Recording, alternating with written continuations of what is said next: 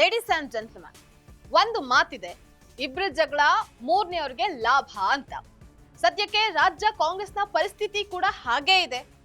CM Siddaramaiah ಮತ್ತು DCM DK Shivakumar ಅವರ ಕುರ್ಚಿ ಕಾದಾಟದ ನಡುವೆ ಒಂದ್ ಕಡೆ ಕಾಂಗ್ರೆಸ್ ಉರುಳೋ ಹಂತದಲ್ಲಿದ್ರೆ, ಮತ್ತೊಂದ್ ಕಡೆ ಇವರ ಜಗಳದಿಂದ ಮೂರನೆಯವರು ಲಾಭವನ್ನ ಪಡೆಯೋದ್ರಲ್ಲಿದ್ದಾರೆ. ಹಾಗಾದ್ರೆ ಆ ಮೂರನೇ ವ್ಯಕ್ತಿ ಯಾರು? ಅವ್ರಿಗೇನ್ ಲಾಭ? ಇದ್ರ ಬಗ್ಗೆ ಕಂಪ್ಲೀಟ್ ಡೀಟೇಲ್ಸ್ ಅನ್ನ ನೋಡ್ತಾ ಹೋಗೋಣ. ವೀಕ್ಷಕರೇ, ನೆಲ ಜಲ ಭಾಷೆಗಾಗಿ ಪ್ರಾಮಾಣಿಕ ಪತ್ರಿಕೋದ್ಯಮ. ನೀವು ನೋಡ್ತಾ ಇದ್ದೀರಾ ಫೋಕಸ್ ಟಿವಿ. ನಾನು ನಿಶ್ಚಿತ.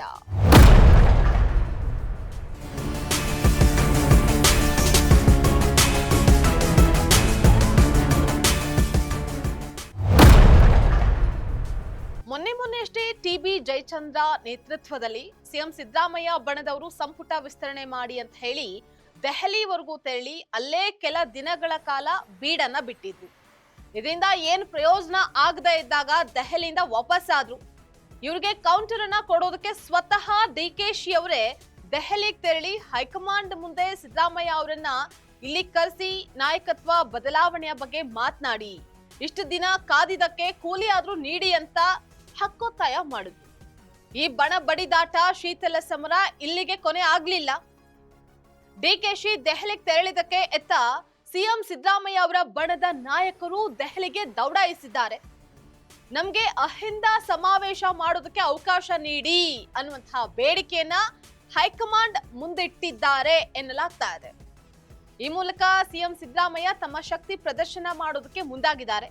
ಈ ಎಲ್ಲಾ ಕಿತ್ತಾಟ, ಬಣ ಬಡಿದಾಟ, ನಾಯಕತ್ವ ಬದಲಾವಣೆಯ ಬಗ್ಗೆ ನಡೀತಾ ಇರುವಂತಹ ತೀವ್ರ ಚರ್ಚೆ ಇದೆಲ್ಲವೂ ಸಹ ಮೂರನೇ ವ್ಯಕ್ತಿಗೆ ಅಂದ್ರೆ ಡಾಕ್ಟರ್ ಜಿ ಪರಮೇಶ್ವರ್ ಅವರಿಗೆ ಲಾಭ ಆಗುವಂತಹ ಸಾಧ್ಯತೆ ಕಾಣಿಸ್ತಾ ಇದೆ.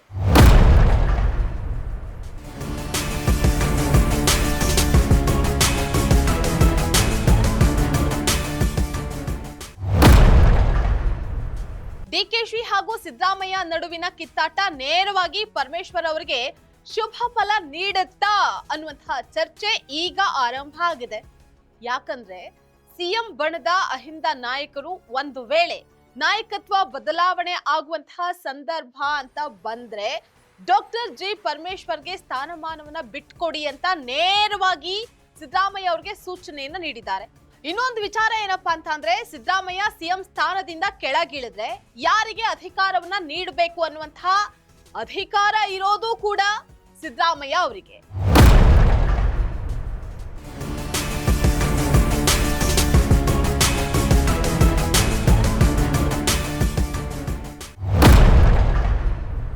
ಹೇಗಿದ್ರು ಪರಮೇಶ್ವರ್ ಸಿಎಂ ಆಪ್ತರು, ದಲಿತ ನಾಯಕರು.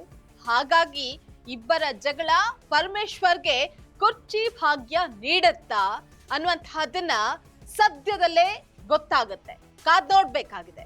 ಇದಾಗಿತ್ತು ಫೋಕಸ್ ಸ್ಪೆಷಲ್ ಸ್ಟೋರಿ.